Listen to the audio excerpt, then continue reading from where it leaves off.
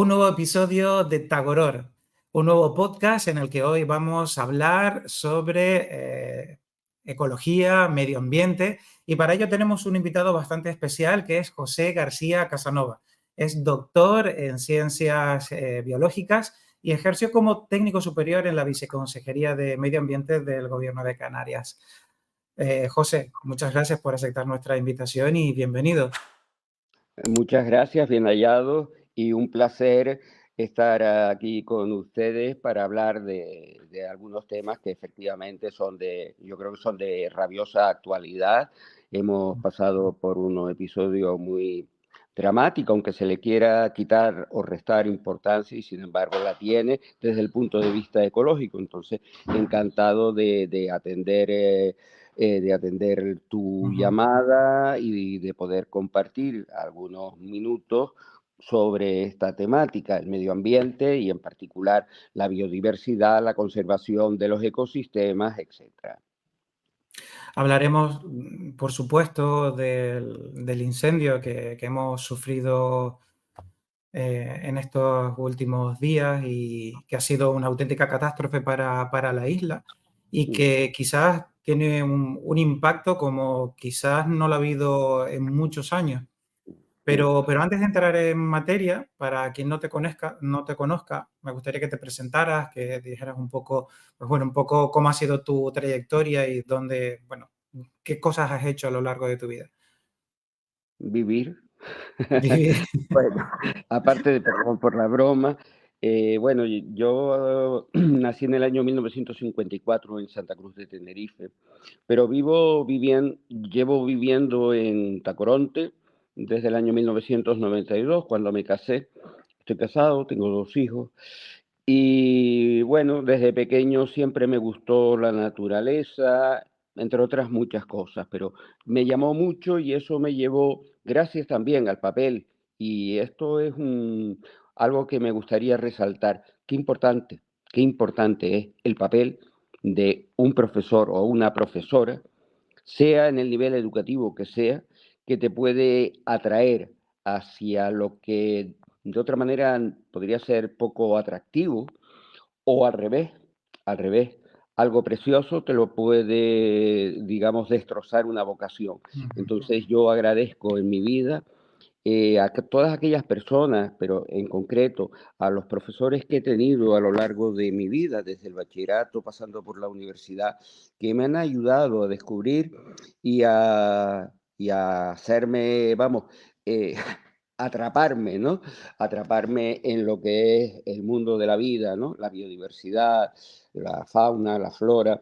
Entonces eso yo creo que sí que es bueno agradecer siempre a los maestros, a tus padres, a los profesores, porque de Ujú. alguna manera es lo que nos han puesto donde estamos. Por supuesto, nosotros nos hemos dejado de llevar o hemos incluso luchado por aprender en base a todos esos conocimientos que nos han brindado generosamente padres, maestros, maestras. Bueno, pues yo insisto, eso sí que me siento afortunado por todo eso que he recibido. Dicen que si vemos más lejos que los otros es porque estamos subidos sobre sus hombros, sobre hombros de gigantes.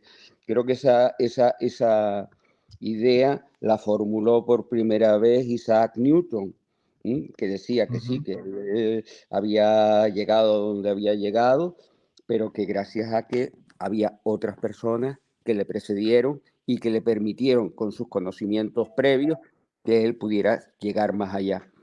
Bien, dicho lo cual, pues, ¿qué voy a decir yo? Que estudié las ciencias biológicas en la Universidad de La Laguna, acabé en el año 1979. Años más tarde, gracias al empeño de 2 personas a las que me siento profundamente agradecido, que son el profesor Bolfredo Vilpré de la Torre y el profesor Octavio Rodríguez Delgado, me distinguieron con su confianza y me guiaron y me enseñaron, e hice una que se llamaba tesis de licenciatura o tesina, contribución al estudio de la flora y de la vegetación del paraje natural de interés nacional Montaña Roja, en el Médano. Y Ajá. también ahí trataba un poco una aproximación al conocimiento de, en fin, los recursos naturales, tanto geológicos como biológicos, y los culturales, porque también el patrimonio natural forma parte de, en fin, de donde estemos. ¿M? Ujú. Y eso, pues al final, en el año 92, leí esa tesina o esa tesis de licenciatura, y eso me llevó años más tarde, continuando con la misma metodología empleada en dicho trabajo, a hacer mi tesis doctoral, que defendí y leí en el año, bueno, hace no tanto, 2016. Ujú. Era una tesis que titulaba Estudios geobotánicos de espacios naturales protegidos de la comarca de Abona, del antiguo menceyato Guanche de Abona, un proyecto de investigación para la conservación de la biodiversidad del sur de Tenerife, y que, bueno, que el tribunal que me calificó me otorgó la calificación de sobresaliente cum laude. No sé si merecido o no, pero eso fue así. Bueno, Bueno, tu entonces, ¿a qué trayectoria me yo creo que dedicaba? lo dice todo, ¿no? Porque veo que hablas con bastante pasión de, pues bueno, lo que ha sido tu vida a nivel profesional y yo creo que Sí, hasta a nivel personal, porque se sí, ve que efectivamente. mm, está todo unido al fin y al Efectivamente, cabo. hay una especie de comunión de yoga Ujú.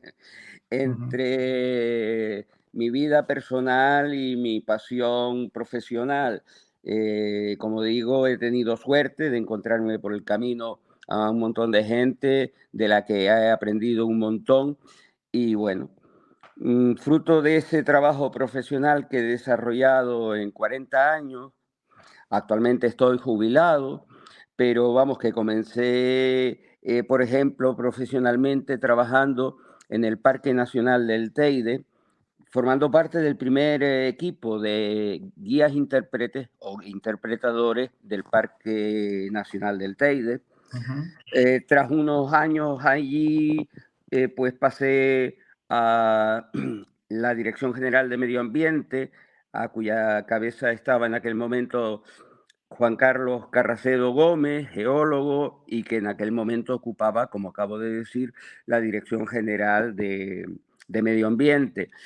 A partir de ahí, pues he transitado por lo que es el ámbito de la educación ambiental, algo que me parece fundamental, dicho sea de paso, la educación siempre me Ujú. parece que es básica y fundamental. Sin educación, sin conocimiento, no vamos a ningún lado y podemos, por contra, ser presa de, de hasta planteamientos sectarios, ¿verdad? De negacionismo, pero hay Mm. que saber antes de hablar. Bien, pues como digo, después del tránsito primero por el Parque Nacional del Teide y luego por la Medio Ambiente del Gobierno de Canarias, aparte de educación ambiental, también estuve en el área de planificación y de gestión de espacios naturales protegidos. Concretamente, entre los años 80 y los años 90, tuve una responsabilidad que la acepté con mucho gusto,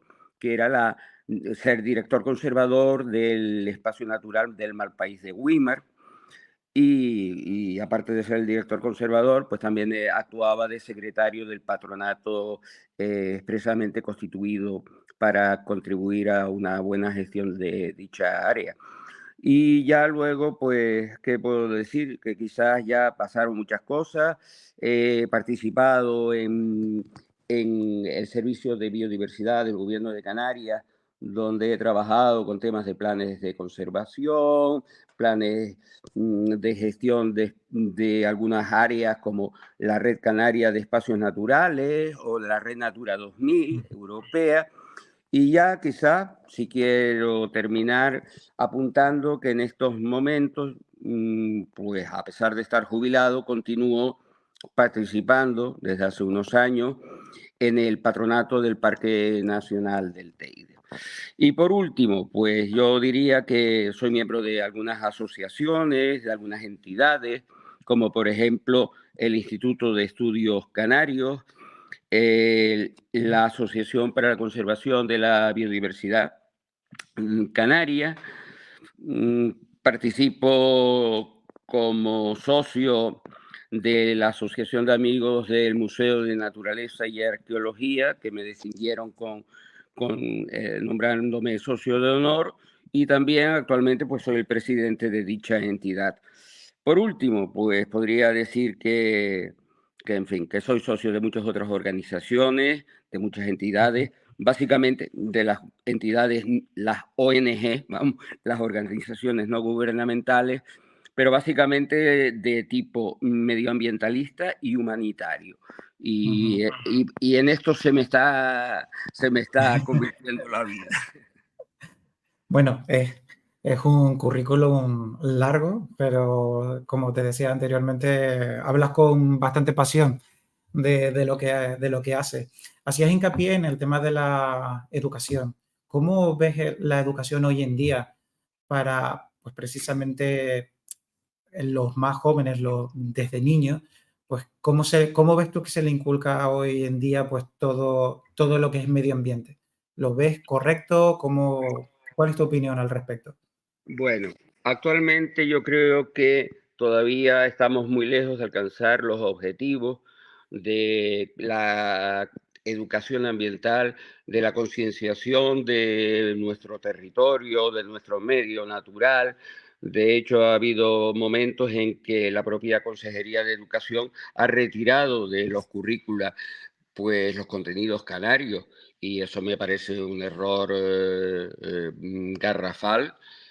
Ahora se vuelven a incorporar lo que son los contenidos canarios, pero yo he estado mirando algunos de los libros de texto de de la consejería, y a veces me tiro la mano a la cabeza y no me arranco los pelos porque tengo poco, pero entiendo que todavía en eso queda mucho recorrido por hacer, queda muchísimo camino.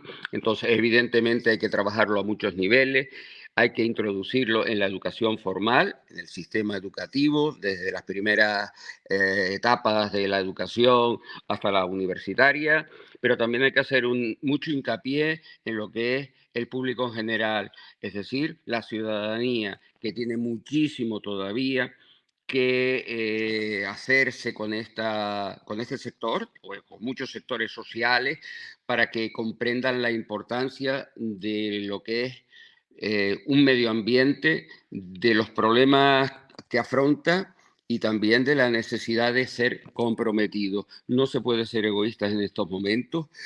Los problemas son gravísimos, desde el cambio climático Ujú, hasta la escasez de recursos o lo que son las explotaciones no solamente de estos recursos naturales, sino también a nivel global de las injusticias sociales, la pobreza en el mundo, el hambre en el mundo, en fin, no voy a decir lo que ya ha dicho, por mm, ejemplo, el, el señor Fernando Guterres, que desde la ONU está diciendo que este modelo hay que cambiarlo totalmente, radicalmente. No se puede seguir así porque nos va quedando cada vez menos tiempo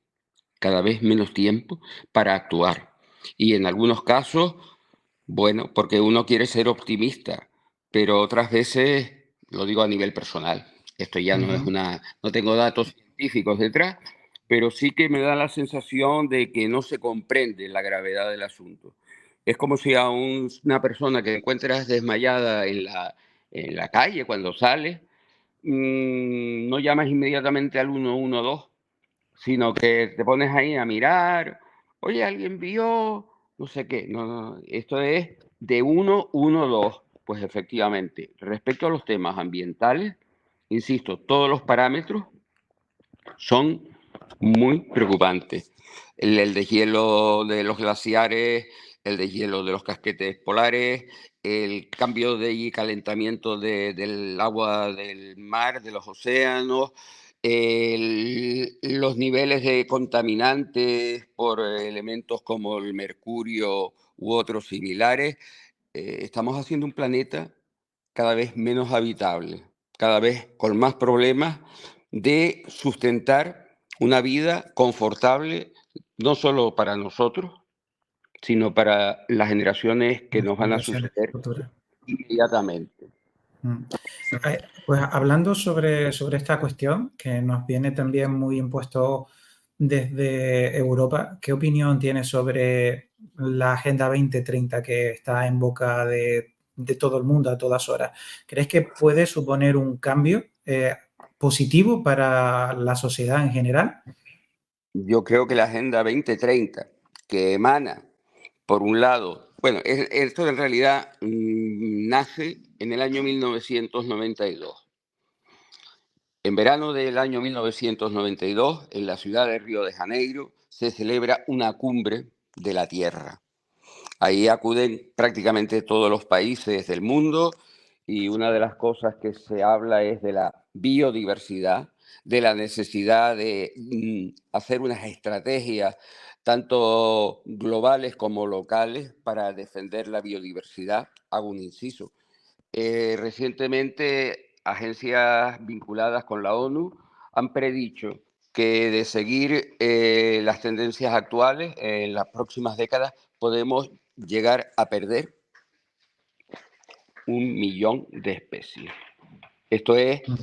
eh, y no creo que sea alarmismo, ¿eh? Y no creo que sea alarmismo. Cuando lo dicen es porque existe detrás todo un cúmulo de datos, de análisis y de estudios que efectivamente nos llevan a creernos ese escenario, que si no se hace lo que se sigue, que lo que no se tiene que seguir Ujú. haciendo, entonces vamos mal.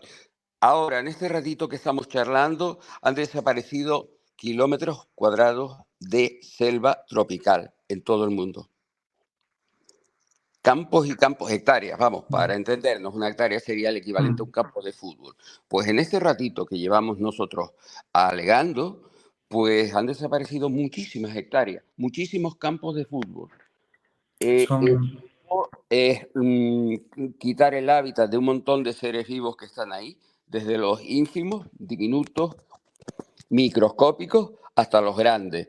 Este ritmo es insoportable y por tanto creo que hay que hacer mucha conciencia y sobre todo yo creo que es que el modelo actual, donde también en este ratito que llevamos hablando, ha habido una cantidad de aviones emitiendo gases de efecto invernadero ¿m?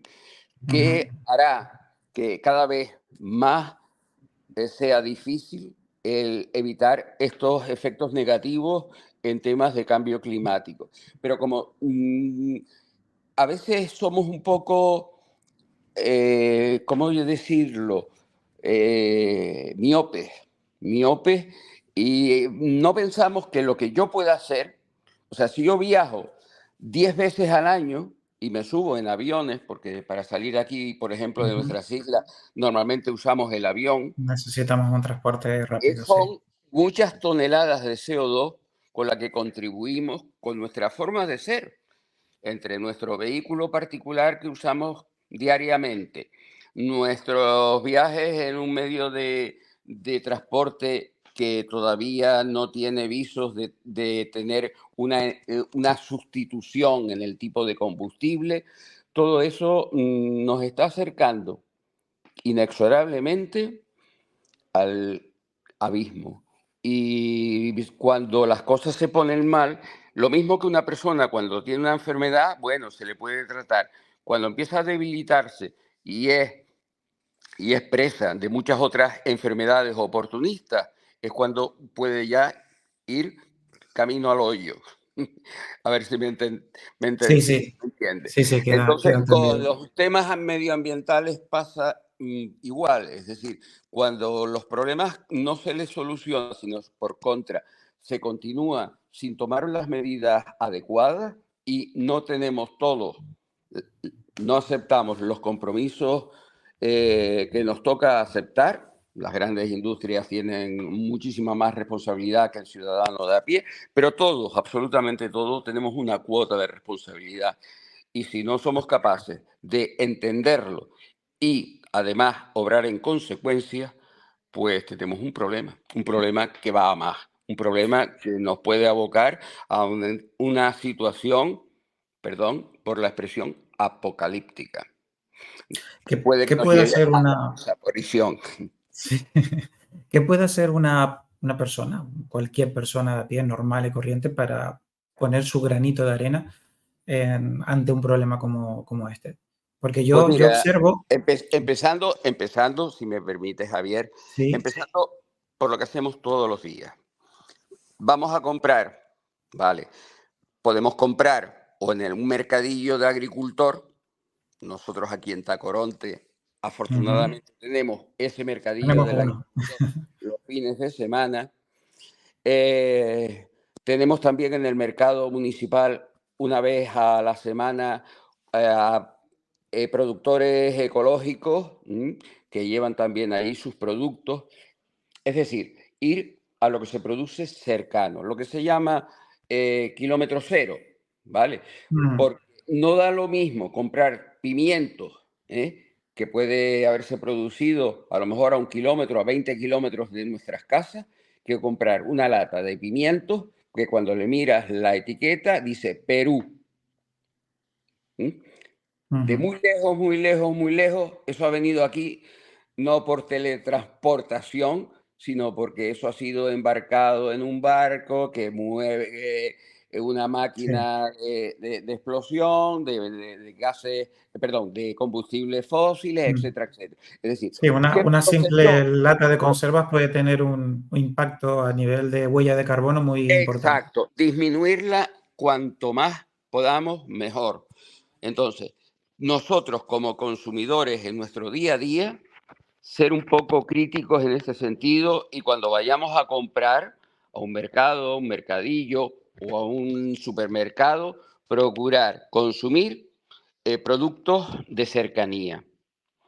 Porque además, entre otras cosas, si lo haces así, pues sabes que ha sido menos procesado, más saludable, etcétera, etcétera. Solamente haciendo eso, magnífico. Si además somos capaces de caminar un poco más y utilizar el coche un poco menos, muchas veces tú sabes que sobre todo se da en ciudades, Mm, la gente es muy cómoda. Y para ir a 1 kilómetro, coge el coche si lo coge el tenía coche. aparcado. ¿Eh? Ese tipo de cosas hay que irlo, digamos, desterrando, salvo que tengas un problema de movilidad, lógicamente. Pero a una persona Mm, normal, por caminar 500 metros no le pasa absolutamente nada. Al revés, su salud mejora. saludable que lo haga. Sí, yo, Usar el transporte público preferentemente siempre que hayan condiciones de servicio que te garanticen que puedes coger, en el caso de Canarias aquí, pues la guagua, coger la guagua mm, siempre que puedas. Eso es lo que a movilidad se refiere. Y en fin, ya por último, también, pero no por último, menos importante, esto es solamente unos ejemplos, ir consumiendo menos productos envasados en plástico. O sea, ujú, parece un disparate que te vendan plátanos envueltos en plástico. Si ya eso tiene su cáscara para, para evitar sí, contaminaciones. Estamos produciendo una cantidad de plástico horroroso a nivel mundial. La mayor parte de esos plásticos, una vez que algunos se pueden procesar, y de hecho se están empezando a hacer cada vez un poquito más, pero la mayor parte de los plásticos, ¿a dónde van a parar?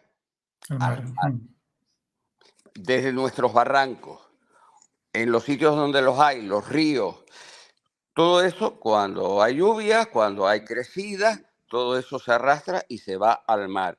Y ya estamos viendo que muchos organismos en el mar tienen dentro partículas de De plástico plástico. que Ujú, después nos vamos a comer nosotros.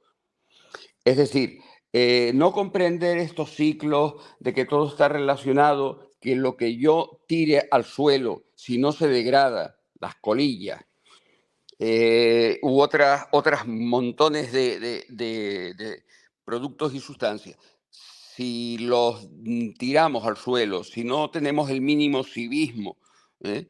de decir, mira, si existen contenedores, para algo será.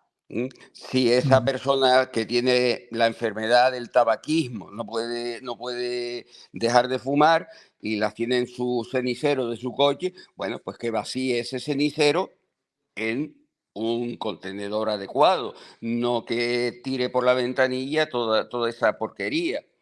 Entonces son tantas y tantas cosas las que podemos hacer en nuestro día a día que uno solo, dos solos, mil solos, no se ve el resultado. Pero cuando hablamos de poblaciones, 1 millón de residentes en mm, la isla de Tenerife, Javier, más 7, 8, claro. 9 o 10 millones de turistas que nos visitan anualmente. A ver si cada uno de esos fuma un cigarro y tira la colilla, a ver si se nota o no se nota. Claro, sí, sí, por supuesto que Entonces, se con nota. todo, el consumo de agua, vivimos en un sitio donde nuestra agua, nuestras reservas de acuíferos no las podemos dilapidar, hay que tomar medidas y por lo menos a nivel particular, cuando vas a usar el agua en tu domicilio, pues no dejar el grifo abierto Mm, como si no hubiera fin. claro. Etcétera, etcétera, etcétera. Todos tenemos responsabilidad, unos más, otros menos, pero también es cierto que todos, desde pequeñas cosas a cosas un poco mayores, tenemos en nuestras manos el eh, conseguir un poco de sostenibilidad. Es importante, aunque esto es una impresión mía, aunque yo creo que probablemente compartida por muchas otras personas, y es que estos pequeños hábitos que si todos lo hiciéramos podrían suponer una gran diferencia en el medio ambiente, resulta complicado. De ahí la educación que comentabas previamente, que debe Totalmente de ser, acuerdo. debe estar desde edades muy, muy tempranas. Pero luego, por ejemplo, cuando nos intentan,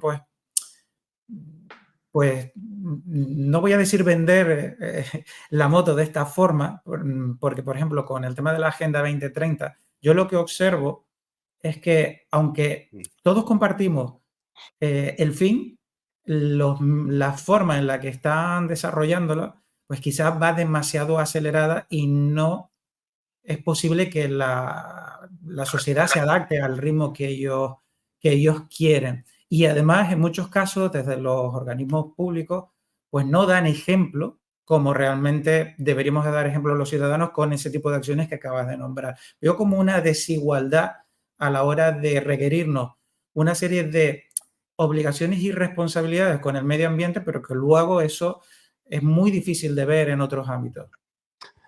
Tienes toda la razón. Efectivamente, muchas veces, triste y paradójico, son precisamente las administraciones públicas con competencia en estas materias medioambientales en general y de la naturaleza un poco más en particular, no son precisamente las que obran de forma consecuente y evidentemente eso es triste, pero bueno, en un sistema social y político lo único que nos queda es que la gente vote a quienes consideran que pueden hacerlo mejor. Eso por un lado. Por otra parte, bueno, independientemente de que hayan personas, entidades o instituciones públicas o privadas que no son consecuentes con lo que hay que hacer, yo creo que a nivel personal, yo, José García Casanova, tú, Javier Gutiérrez y así todos y cada uno de las personas que puedan tener un poquito de conciencia sobre esto, aunque otros no lo hagan, yo lo voy a hacer. Aunque Ujú. otros, por ejemplo, conduzcan por encima de la velocidad permitida en la carretera, pues yo no voy a sobrepasar esas limitaciones que están puestas no por capricho, Claro. sino por una cuestión de seguridad vial. Entonces, entiendo, antes comenzaba a decir que en el año 1992 es cuando nacen pues las estrategias mundiales de biodiversidad, lo de la conservación de los bosques del planeta y donde se dice hay que hacer una agenda porque si tú no te apuntas en la agenda las cosas se te olvidan y se te pasan. Sí. Entonces, la Agenda 2030 simplemente era un proyecto para que en 10 años, en una década, 2020, 2030, para poder alcanzar en todo o en gran parte los objetivos fijados, todos los gobiernos, todos los estados hicieran la tarea. Por desgracia, estamos viendo que no todos los estados están por la labor. Precisamente, a lo mejor los que más contaminan son los que son más reacios, porque eso, según ellos, pues puede frenar la economía, bla, bla, bla. Esos discursos yo creo que ya no valen, ¿m? Porque estamos Mm, en la puerta de entrada de la UCI. Y cuando estás así, ni no te pongas a dar excusas, porque lo que hay que hacer es intentar que esto cambie, que frenar los procesos que van precisamente a la locura, al desastre, a la extinción y dar marcha atrás en todo aquello que se pueda. Porque cuando ya llegue el momento en que todo sea tarde, entonces se oirán el llanto y crujir de dientes que decía la Biblia, pero en ese momento ya no habrá solución. Por eso, insisto, importantísimo, a hacer todo lo que uno puede hacer y exigir a quienes tienen poder de decisión, la decisión política, de cambios estructurales, de cambios económicos, de cambios sociales, para reconducir el actual modelo que está clarísimo que ha demostrado ser totalmente pernicioso. Bueno, creo que el mensaje queda claro y la gente tiene que tomar nota sobre estas cuestiones y son detalles que en el día a día, si no te paras a pensarlo, pasan muy desapercibidos Se nos y olvida.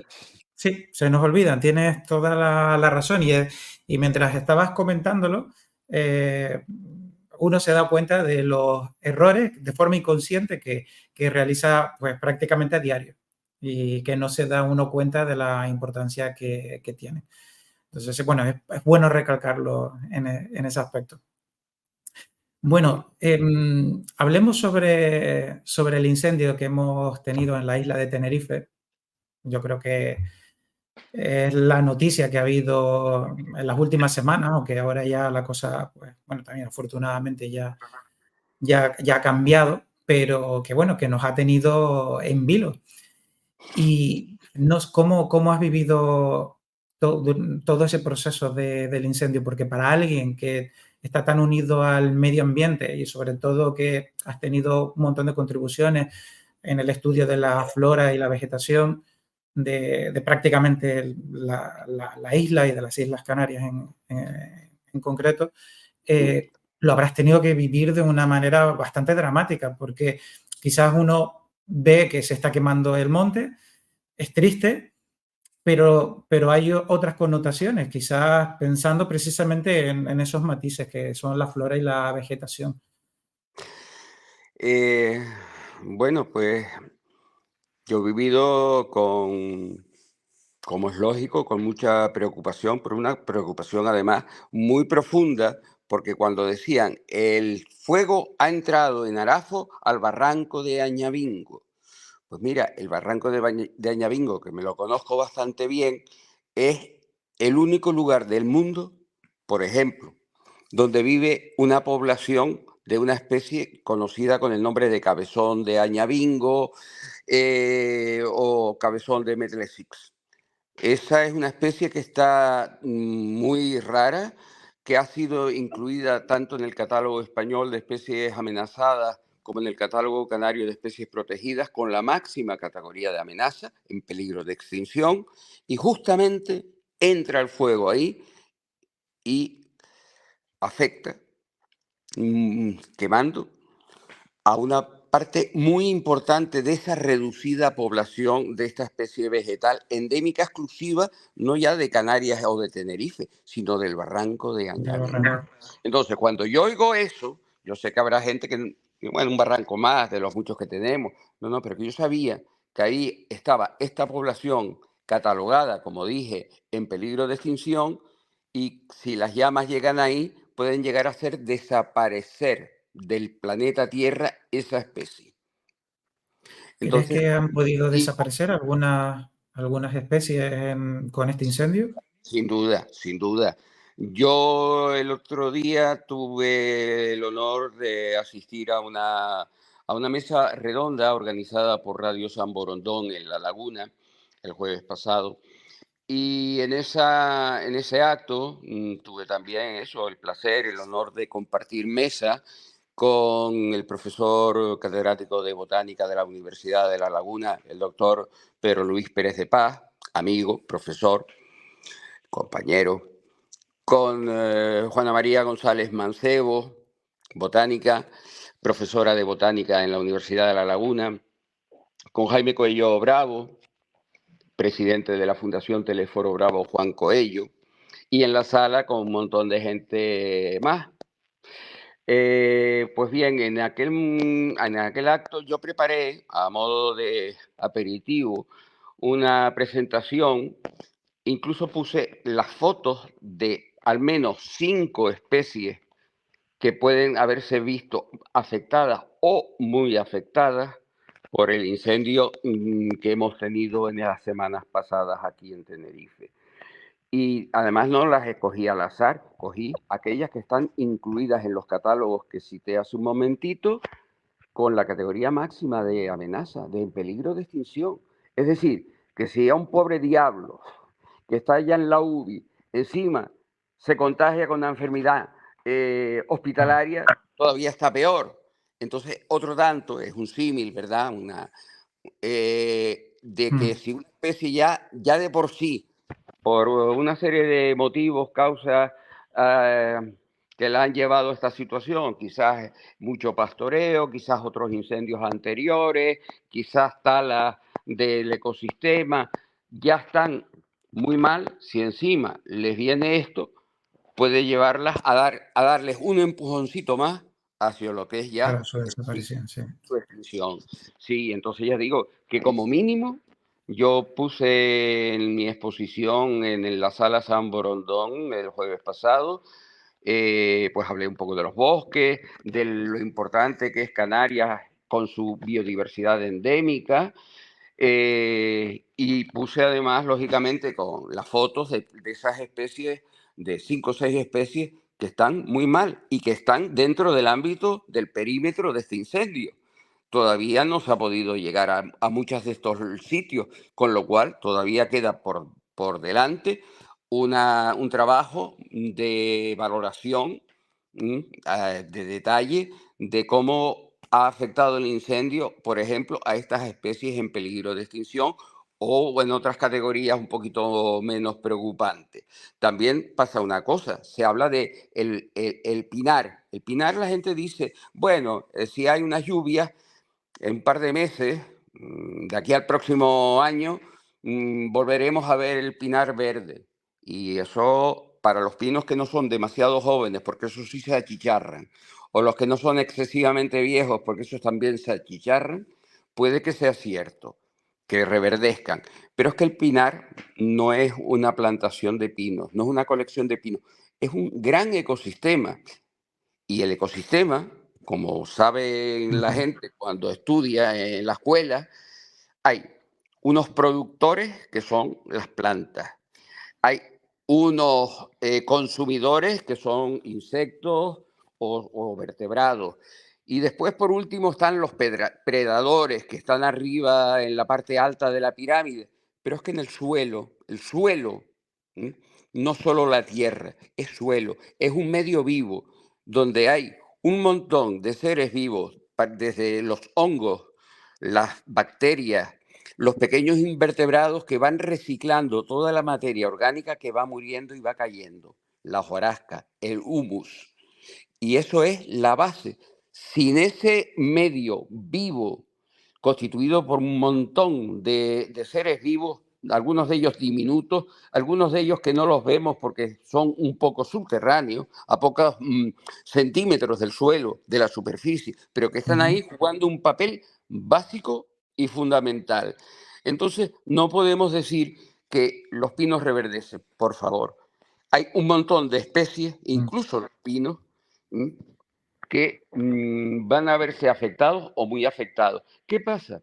Que nuestros pinares normalmente, como ya han sufrido tantos incendios y no a un ritmo natural, sino a un ritmo acelerado, porque muchos de ellos han sido fruto de la actividad humana, por negligencia, por descuido o por maldad. ¿Mm? Ujú. Entonces se va quemando, se va quemando, se va quemando y muchas veces debajo del pinar dices que qué bosque más pobre, ¿verdad? Porque solamente hay pino. Claro. Debajo casi no crece nada. Tendría que crecer muchísimas cosas. ¿Eh? El problema es que, por un lado, la recurrencia de estos incendios debido a estas actividades antrópicas se ha disparado. ¿Mm? Tendría que haber un incendio a lo mejor cada 50, cada 100 años y ahora a veces quema, arde sobre lo quemado ya, entonces no hay forma de que se recupere.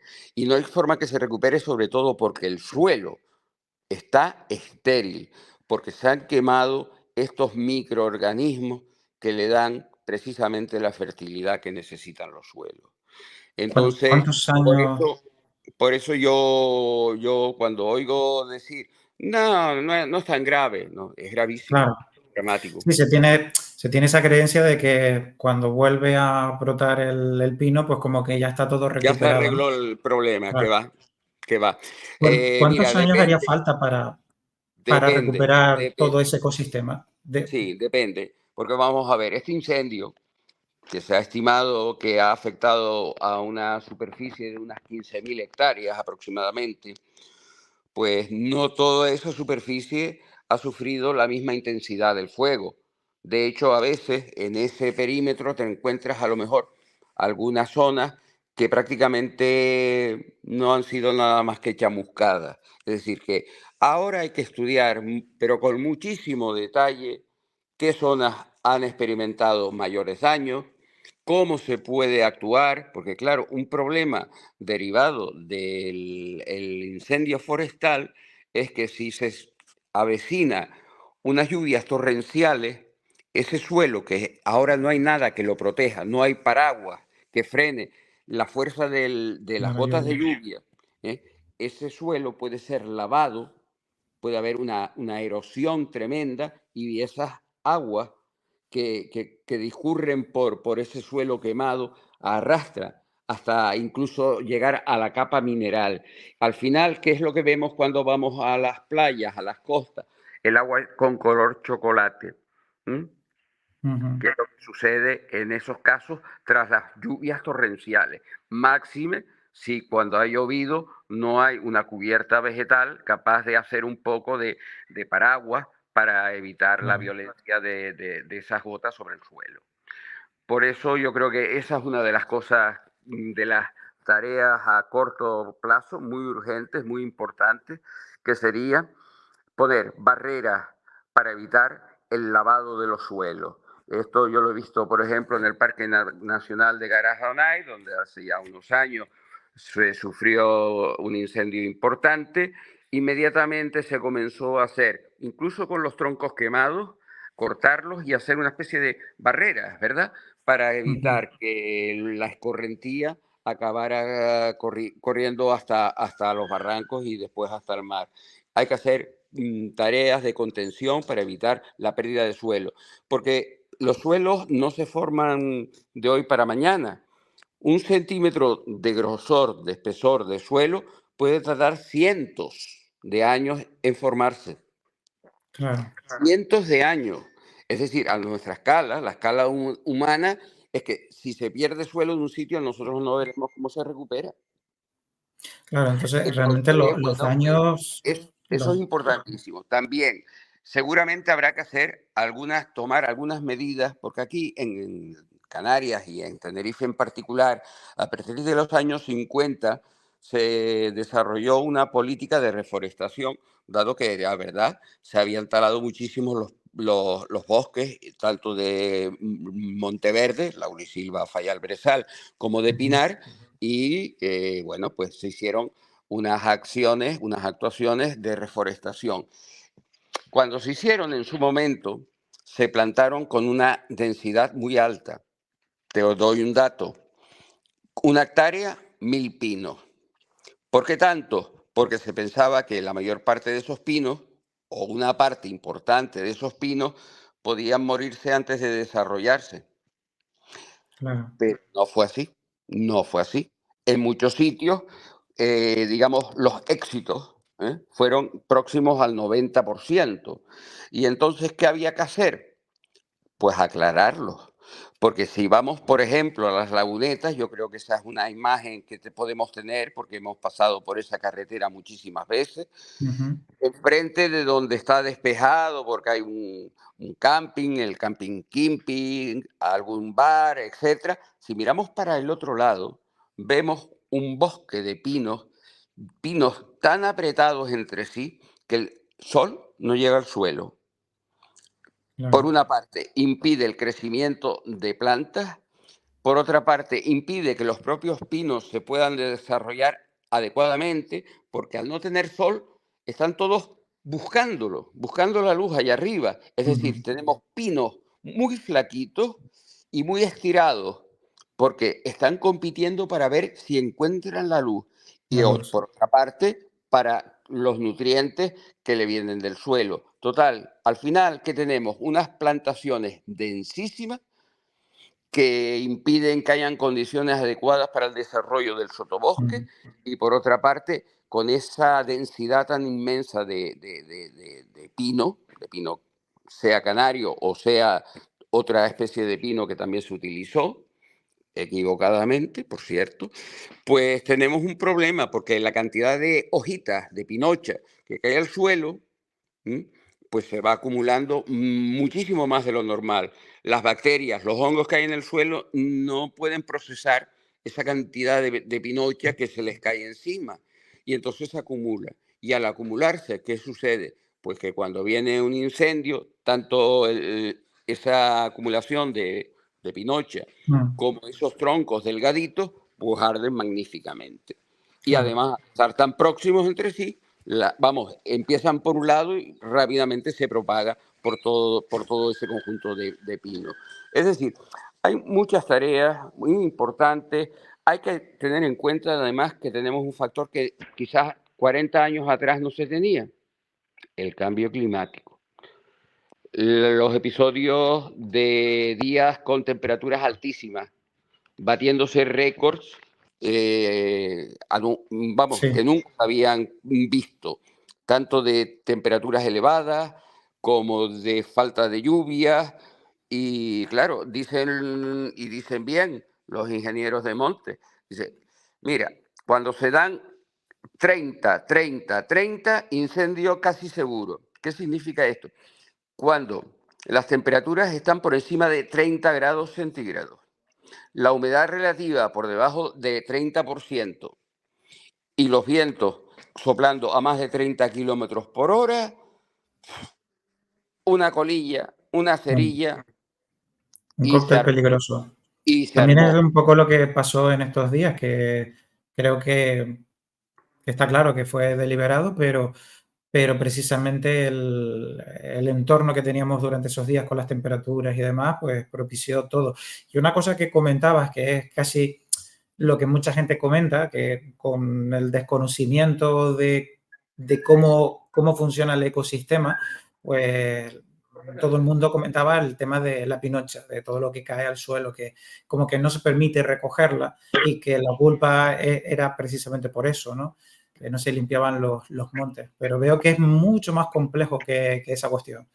Bastante más. Mira, entre otras cosas, número uno, el ser humano, pregunto, ¿cuánto tiempo lleva aquí en Tenerife? No me refiero a nosotros, la sociedad actual, ni a la de nuestros padres, Sí, abuelos o tatarabuelos. ¿Desde cuándo unos la pocos isla? cientos de años, sí, sí. Miles, 2000 años, Bueno, 2000 años, ¿vale? vale, ¿Vale? sí, bueno, pues no, 2500 vale. años, ¿vale? Eso a escala del planeta, de los ecosistemas o a escala geológica no es nada. no es Ujú. nada. Y estos ecosistemas, los que habían, ahora están tremendamente transformados hasta el punto de que es probable que no se parezcan mucho a lo que hubo. ¿M? Esto Ujú. lleva nada, nada. Entonces, había pinares en Canarias antes de la llegada de los primeros pobladores, los guanches. Pues claro que Seguro. había. ¿Necesitaban jardineros o bomberos? No había. No. Entonces, bueno, pues pensar que nosotros somos necesarios para la nosotros somos necesarios para la conservación de esto, es un poco pretencioso. El ser humano se cree lo que le dijeron de chiquitito, que eres la especie predilecta de una divinidad y somos el ombligo del mundo. ¿Qué va? ¿Qué va? Somos uno. Muy especiales, eso sí, porque tenemos, que Mm. se sepa, una capacidad, digamos, de razonamiento. Lo que pasa es que pese a eso, a lo que se nos supone sapiens, no lo estamos demostrando en muchos casos. Sí, Y por es otra parte, cierto. que ya te digo que hay pinochas, sí, que esa pinocha siempre ha habido. Claro, es verdad que si tú has plantado con una enorme densidad, tendrás más pinocha que si fuera un pinar más natural, como el que, por ejemplo, Mm. podemos encontrar si nos vamos a Vilaflor, ¿no? Es un pinar más abierto, es un pinar donde llega la luz, donde además del pino hay otras especies, pero ya te digo, en cualquier caso, quiero también decir una cosa. Eso de que se dice de que está prohibido recoger la pinocha en el monte o en los espacios naturales protegidos, es una mentira, no es verdad. Todos los Ujú. ayuntamientos tienen sus montes públicos y las personas que necesitan hacer aprovechamientos forestales, como recogida de pinocha en el caso de los pinares, de coger algunas varas para actividades agrícolas, etcétera, los ayuntamientos son los que reciben las solicitudes de las personas de sus municipios y les indican dónde pueden llevar a cabo esa recolección de hojas, de pinocha, de horquetas, de varas y demás, y hay sitios donde no hay ningún problema. Y todos los ayuntamientos tienen Ujú. esa posibilidad. O sea que realmente a mí me da un poquito de pena, por un lado, de rabia y coraje, por otro, el que se propaguen bulos. ¿Eh? No, es que el Sí, monte está sucio. No, el monte está sucio. Tú lo que no puedes tener un jardín. ¿Eh? Es decir, tú en tu jardín, si caen hojas, pues tú las retiras con un rastrillo porque no te gusta ver las hojas, que no sé por qué, pero bueno. Pero tú el monte no lo puedes tener rastrillado, porque es que le ya. estás quitando entonces la materia que después descompondrán a aquellos amigos pequeñitos, casi invisibles y poco conocidos en cualquier caso, que son los que se encargan de devolver al suelo lo que estaba en un momento determinado integrando parte de una estructura de un animal o de una planta. Es decir, hay mucho bulo, hay muchas cosas mal intencionadas, entiendo yo, o simplemente hay ignorancia. Puede Y ser como ignorancia, pero sí me es quedo cierto con que esto, se yo ha creo hablado que la sobre mayor ese parte tema, de la sí. gente no tiene por qué ser malintencionada, sino simplemente lo que hay que hacer mucho hincapié en lo que es, me parece básico y fundamental. Si no, no tiene solución. Podemos hacer leyes más estrictas, podemos poner mayores medios para vigilar, pero la mejor garantía de que las cosas funcionen, que la gente per se sea consciente de que hay cosas que se pueden hacer y otras que no se deben hacer, pues es la educación. Me quedo con eso. Me quedo como la mejor herramienta para prevenir incendios u otros desastres, ¿eh? Es la educación. La educación. Precisamente quería preguntarte por eso, que qué podemos hacer o qué se puede hacer precisamente para reducir el riesgo de incendios forestales. Entiendo que a nivel físico, bueno, las autoridades, bueno, los organismos públicos pueden hacer cosas que favorezcan o no que se propague un incendio, pero Mucho. sí. mucho, Sí. porque además son competencias que tiene y lo que no pueden hacer es dejación del ejercicio de esas competencias. Es decir, yo Mm. aquí creo que si somos un poquito mm, inteligentes, dice, mira, esto es tanto lo que hay que hacer que no sobra nadie, no sobramos nadie. Y entonces, por Mm. supuesto, las administraciones públicas que funcionan en base a lo que recaudan de los ciudadanos, de los contribuyentes, que pueden tener medios, ¿verdad? Humanos, Ujú. materiales, para hacer tareas que tienen.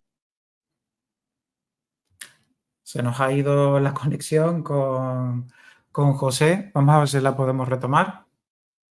Bueno, no, pues no pasa absolutamente nada, estamos de vuelta. Y estábamos hablando antes precisamente de, bueno, pues del incendio que ha asolado la isla y estamos hablando un poco pues sobre la prevención y lo importante que es la educación. Pues bueno, no sé si quieres aportar algo más sobre todo lo que estábamos comentando antes. Bueno, yo creo que es que lo que tenemos que tener muy claro es que este no será el último, por desgracia, el El último último incendio. incendio. Es más, Ujú. puede que ni siquiera sea el más grave, porque dado que tenemos algo sobrevenido, producido por la actividad humana, que es el cambio climático, y que por mucho que hagamos, incluso si no emitimos un gramo más de gases de efecto invernadero, todavía la inercia de todo lo que ya se ha emitido nos va a seguir dando sustos, más temperaturas, más problemas ambientales, desregulación del clima, que lo mismo se producen unas sequías horrorosas que unas tormentas y unos ciclones. Es decir, no hace falta ser sabio ni siquiera sacar la bola de cristal, porque no hace falta nada más que escuchar todos los días las noticias. Entonces, hemos desregulado el clima. Por supuesto que quiero también decir, cambios climáticos han habido desde hace 4.500 millones de años, es decir, desde el principio de la historia de la Tierra. Eso sí, los cambios climáticos, el 99,9% de los cambios climáticos, para que se fueran produciendo tardaban un montón, miles, si no millones de años, ¿vale? Y Ujú. nosotros lo que hemos hecho es acelerar de una manera brutal esas condiciones, esos cambios climáticos. Y no estamos preparados. Y no estamos preparados Ujú. y todavía no sabemos hasta cuánta va a ser la repercusión de estas modificaciones. Entonces, lo único que podemos hacer ahora, evidentemente, tratar de no empeorar la situación, haciendo caso omiso de lo que la ciencia nos está diciendo. Por supuesto que no, hay que seguir yendo a hacer una sociedad menos contaminante, menos contaminante, tanto de las aguas como del aire, del suelo y por supuesto con el tema del ambiente, del clima. Pero aún así está claro que nos tenemos que tragar lo que hemos sembrado y que cada vez el cambio climático va a ser más duro, que las temperaturas van a seguir subiendo, que las aguas del mar van a seguir subiendo, que los glaciares y los polos van a seguir derritiéndose y que dado que esas condiciones de temperaturas elevadas van a seguir progresando, vamos a tener cada vez más incendios. Nos guste o no nos guste. No nos gusta. Entonces, no nos gusta para nada. A mí me horroriza. Me horroriza Ujú. pensando sobre todo en las generaciones venideras o las que ya acaban de nacer y están ahí esperando a ver qué les va a dar la vida. Me horroriza. Lo Sobre digo todo, así. Pero sí. lo que hay que hacer, al menos, pues vamos a buscar la forma de que no nos extingamos. Y eso va a ser con muchas de las cosas que hemos comentado. Primero, tomar todos conciencia de la gravedad del problema, que los estados, que las administraciones y que las ciudadanías no pueden seguir haciendo lo que están haciendo hasta ahora. que hay que dar un cambio, pero total, de 180 grados en la mayor parte de las cosas que estamos haciendo. Y si tenemos que ir a un modo de vida que sea un poco más sencillo, un poco menos dispendioso, que, bueno, eso es lo que se llama la sobriedad. Ser sobrio significa eso, no estar derrochando y vivir lo mejor posible. No volver a las cuevas, no se trata de eso. Claro. Pero Sí, sí no. vivir de una forma lo más sencilla posible, gastando lo menos posible, ¿m? Y derrochando lo menos posible igualmente. Y a ver si esto puede dar un pequeño respiro y pues consigamos de alguna manera ir enderezando el problema. Nadie puede afirmar, mm, honestamente, nadie puede afirmar que esto ya lo podemos resolver de hoy para mañana. Llevará los mismos años que llevamos metiendo la pata, sacándola. Esto es producto de algo que empezó en el siglo XIX con lo que todos conocemos con el nombre de revolución industrial, ¿vale? Y ahí empezaron las grandes emisiones, los crecimientos desorbitados y toda una serie de cosas propias ya del siglo XX y ahora del XXI. No podemos seguir viajando como estamos haciendo. No podemos seguir incitando a gente a que venga a una isla de 2.000 kilómetros cuadrados, sobrepasando año tras año las cuotas de turismo. No puede, es que no puede ser. No tenemos territorio, no tenemos agua, no tenemos capacidad de reciclar y de gestionar los residuos, de reciclar y gestionar las aguas residuales. Nos hemos pasado. Estamos pasados. Y entonces, hasta que esto no se entienda y se obre en consecuencia, seamos conscientes de que nos hemos salido del tiesto, que tenemos que recoger un poquito, porque si no, es insostenible. Hay Y que esa pisar el es freno un mi, poco. digamos, mi conclusión. Hay que tomar conciencia, las administraciones, los políticos que las dirigen, tienen que ser conscientes de esto. No se puede seguir en una huida hacia adelante, porque llega un momento en que en esa huida hacia adelante nos vamos a ir de boca y nos vamos a dar el tortazo. Eso lo veremos en mucho tiempo o puede que no lo llegamos a ver porque la naturaleza tiene su ritmo, pero bueno, queda claro el mensaje que hay que educar desde pequeños, Fundamental. que tenemos que pisar el freno y ser sobre todo responsables con nuestros actos en el día a día, que aunque seamos cada uno un granito de arena, entre muchos se hace una montaña y Así bueno, es, eso yo creo así es. que es un mensaje que creo que debe de calar bastante fuerte y bueno, espero que esta charla que hemos tenido pues haya servido pues para algo, para aportar otro granito de arena y concienciar también a aquellas personas que bueno, que seguro que se han visto identificadas en muchas de las cosas de las que hemos hablado. Pues Pues José, muy bien, Javier, yo nuevamente agradecer a Tagoror, agradecerte a ti esta oportunidad que me has dado entrevistándome para contar algunas de las cosas que me llevan preocupando hace décadas y que cada vez veo que son más, bueno, pues más acusadas y vamos a ver si entre todos pues podemos hacer algo positivo.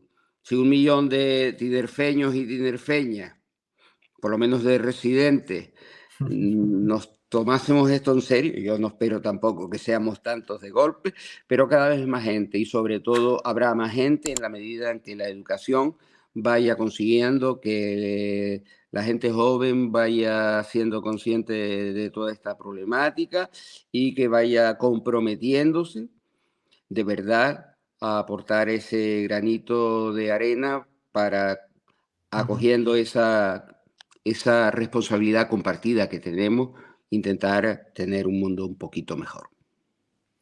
Pues muchísimas gracias, José, y nos veremos en otra ocasión, si así se requiere, y muchísimas gracias por compartir este ratito con todos nosotros. Muchas gracias. Gracias a ustedes. Muchas gracias.